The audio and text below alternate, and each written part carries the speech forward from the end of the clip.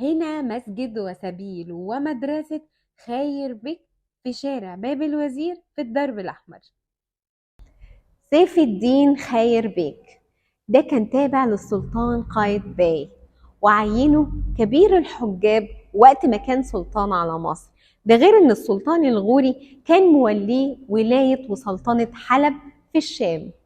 السلطان سيف الدين خير بيك غدر بالسلطان الغوري وانشق لصالح العثمانيين سنة 1516، وبعدها بكام سنة السلطان سليم الأول ولاه حاكم على مصر.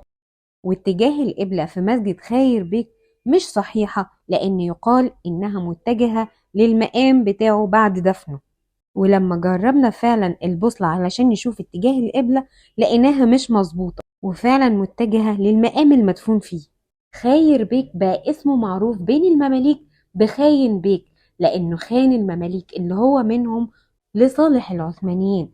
ده غير إنه كان سبب في موت السلطان طومان باي وشنقه على باب زويلة، وأصبح مش محبوب بين الشعب وخاين بالنسبة للعثمانيين. السلطان قنصوة الغوري ما كانش عارف ان خير بيك هيغدر بيه لما عينه حاكم على حلب ويتحالف مع العثمانيين ضده في معركة مرج ضابق ويسلمهم تسليم أهالي.